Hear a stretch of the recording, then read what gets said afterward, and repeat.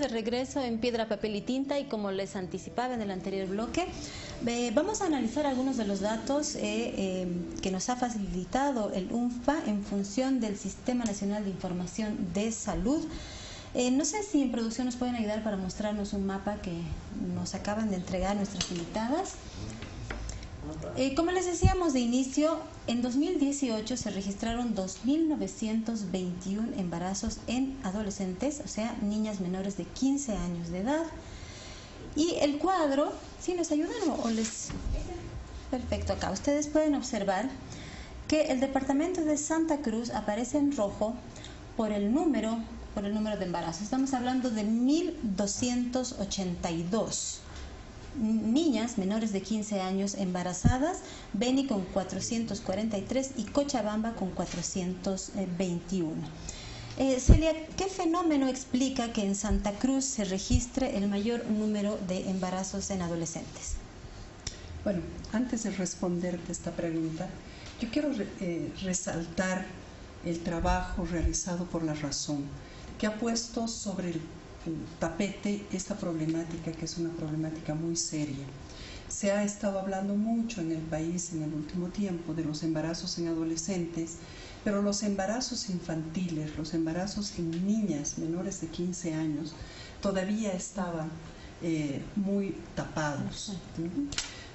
Mónica nos decía que incluso en los registros, en las cifras, etcétera, se invisibiliza lo que sucede con las niñas menores de 15 años, que son embarazos además que van a no solamente tomar la vida de la niña, la salud de la niña, como decíamos, sino que además la va a dejar al margen, por ejemplo, ¿no es cierto?, de sus oportunidades educativas, que la va a poner en una situación de vivir mayor violencia, que le va a significar otros embarazos infantiles y embarazos forzados, que le va a significar dejar sus sueños, etc. Entonces, realmente es sumamente importante que se visibilice, que se destaque, que se vea qué está pasando con las menores de 15 años. Y al respecto, lamentablemente todavía no existen muchas investigaciones, algunas nos ha mencionado Marinés, otras ha mencionado Mónica, hay algunas otras más en el país, pero todavía no hay investigaciones a profundidad que nos den el panorama completo de lo que está sucediendo y cuáles son, ¿no es cierto?, las diferencias de una región a otra, ¿no?, y las razones de una diferencia de una razón a otra. Sí, sabemos que según la región hay un inicio de la vida sexual, ¿no es cierto?, distinta, o sea, por edades distintas, pero cuando los embarazos son producto de uniones forzadas o de violencia sexual, ¿no es cierto?, esto no nos responde a esta premisa. Entonces, creemos que debemos mirarlo más a detalle, ¿no? Yo no me animo realmente por cuidado además y por seriedad con el tema a hacer una aseveración de por qué hay mayores embarazos en una zona que otra. Tenemos hipótesis, ¿no es cierto?, pero hay que corroborarlas, Lo importante es que veamos que en todas las regiones hay embarazos de niñas, en todas, y que es inadmisible. Así fuera una niña que se embarazara, es inadmisible. El mapa que tú has mostrado indica cómo en los 9 departamentos del país hay índices, números muy altos, o sea que cada 3 horas en Bolivia se embarace una niña menor de 15 años, es realmente inadmisible. Y es inadmisible, y esto nos tiene que llevar a ver qué políticas, qué acciones, en fin, se tienen que desarrollar para que esto cambie. María Inés hablaba de la importancia de hablar de sexualidad en la escuela, por ejemplo. La educación integral de la sexualidad es fundamental para evitar, ¿no es cierto?, un embarazo en la niñez y en la adolescencia.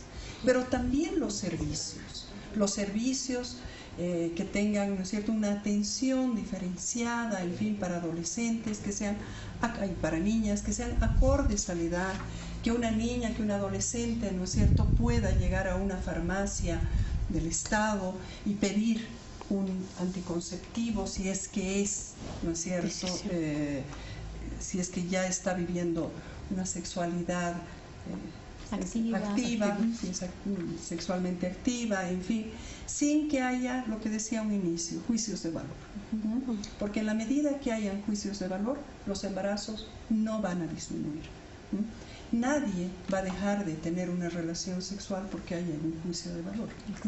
Sí, la va a dejar de tener y la va a postergar, se lo sabe, cuando tenga información científica, ¿no es cierto?, probada, de que realmente sobre sexualidad y que además esta educación para la sexualidad le sirva a ella para empoderarse y para desarrollarse como mujer y para poder tener proyectos de vida, ¿no es cierto?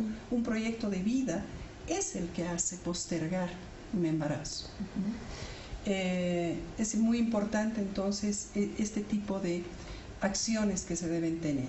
Sabemos que hay lugares en el país que están ya avanzando muchísimo. En Pando se va a presentar en las próximas semanas el plan de embarazo, el plan de prevención del embarazo en adolescentes, que ha sido diseñado, elaborado, en fin, en una gran consulta que ha realizado la gobernación y los distintos servicios que actúan en Pando, para que, involucrando a las organizaciones sociales, a la sociedad civil, a organizaciones de jóvenes, pueblos indígenas, etcétera, etcétera, para que realmente pueda cambiar esta situación. Como decíamos, creemos que es una responsabilidad de todas y todos. En ese sentido, el UNFPA ha estado apoyando el diseño de este plan y vamos a continuar, por supuesto, apoyando para su implementación. También en Pando se ha decretado el año de la prevención, ¿no es cierto?, del embarazo en niñas y adolescentes, haciendo todo un esfuerzo para visibilizar este tema del embarazo en las niñas, no solamente en las adolescentes, ¿no? Y que creemos que además hay que hacer toda esta diferenciación importante. De hecho, ahora se habla de maternidad infantil forzada, ¿no?, cuando hablamos de ese grupo. Sí, exactamente, como una forma atroz, ¿no es cierto?, de violación a los derechos humanos de esta niña, ¿no?, de las niñas, porque la coloca en una situación extrema de vulnerabilidad, como veíamos, ¿no? En Bolivia, el 14% de las muertes maternas están contribuidas, ¿no es cierto?, por adolescentes, y no sabemos de este porcentaje cuántas son niñas menores de 15 años, ¿no? Es muy importante que comencemos a hablar de las mujeres, de las niñas en todo su ciclo de vida, más que en mujeres en edad fértil, porque esto nos limita y nos deja al margen a muchas, a esta gran número de población, claro. Y invisibiliza además, ¿no es cierto?, esta problemática que es tan complicada y tan compleja. De hecho, 1/3 de la población de Bolivia tiene entre 0 y 14 años. Exactamente. Es enorme el grupo poblacional del que estamos hablando. Sabes, yo sí me animaría a decir y afirmar que los embarazos en la adolescencia, sobre todo entre los 12 y los 14 años, responden a violencias sexuales. Sí. Pero es muy importante entender que la violencia sexual no es solamente un coito forzado, no es solamente la violación. Violencia sexual tiene que ver cuando como adultos nosotros no somos capaces de enseñar y guiar a los chicos y chicas a través de una educación para la sexualidad integral. Eso también se llama violencia sexual. Violencia sexual tiene que ver con el hecho de exacerbar el erotismo de un niño, de una niña, y meter esta mirada machista sobre el cuerpo de las mujeres. Hoy en día, el índice de abusos sexuales físicos hacia mujeres se ha disparado tremendamente. ¿Pero por qué todos los hombres se han vuelto locos? No, es una sociedad de consumo que consume el cuerpo de las mujeres y cuanto más jóvenes mejor. Entonces también estos temas tenemos que verlos. La violencia sexual no solamente se da por una penetración forzada, una seducción a una niña, y me alegra que estemos poniendo el término niña de 12, 13, 14 años, también pues es una forma de violencia sexual. Pero a nivel cultural, mucha gente dice, pero ella quería. Pero era su chica de un hombre de 20 años, de 28 años, de 40. Entonces, todos estos temas tenemos que ponernos sobre la mesa. Y no es que no lo sabemos, no es que esto viene de Marte, lo sabemos, pero no hemos querido hablar de ellos. Así que si alguien que nos está escuchando dice, o sea, todas las mujeres de 12 a 14 años que se han embarazado es porque las han violado, probablemente no. Por ahí se trata de estupro, por ahí se trata de seducción, por ahí se trata de un manejo de este cuerpo, pero de este cuerpo que es infantil, que puede morirse mientras se le obliga a abortar a un bebé. Muchas veces escuchamos a gente que no contempla esto, que sigue pensando como mandato divino, que sigue pensando como deber de esta mujer el llevar adelante un embarazo. Y no, muchas se están matando, muchas niñas están muriendo por estos embarazos y muchas niñas están siendo entregadas a sus abusadores para acallar lo que en la familia molesta. Tanto Mónica como Marinés hacían notar que en algunos casos en que el maestro, por ejemplo, en la escuela intentó intervenir, esto terminó como en un castigo con el maestro al despedirlo, etcétera, etcétera. ¿Cómo debería enfocarse una política de Estado para que el conjunto de los docentes, los maestros, etcétera, etcétera, acepten también esto, porque hay una contaminación muy fuerte del machismo efectivamente en toda la población? ¿Cómo se debería tratar esto a nivel académico, Marinés? A ver, nosotros... es un proceso larguísimo, ¿no? Sí, pero tenemos que tener clarísimo que la sexualidad no solo tiene que ver con nuestros genitales.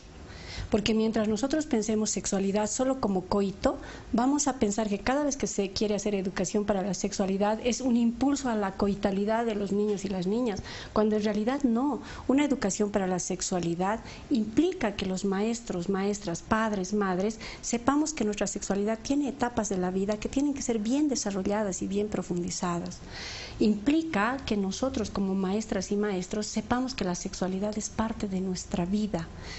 Implica que entendamos que una práctica coital tiene que ser pensada, tiene que ser planificada, y para tomar decisión tienes que tener información clara, plena, y esto te lo tiene que dar el mundo de los adultos. Y creo que y ahí es clave lo que decía Celia acerca del empoderamiento, ¿no? Del empoderamiento de la niña y del niño también, ¿no? O sea, el niño también tiene que saber cuáles son sus derechos, sus obligaciones, etcétera, etcétera.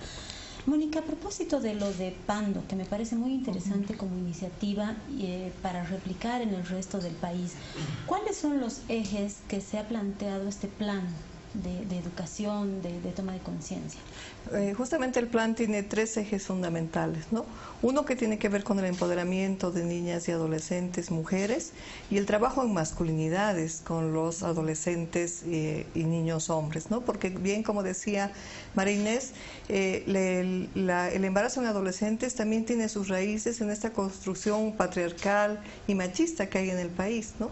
Porque inclusive una causa del embarazo es la llamada prueba de amor a las adolescentes, ¿no? O sea, si me quieres, entonces tienes relaciones sexuales cuando el chico las desea o las define, ¿no?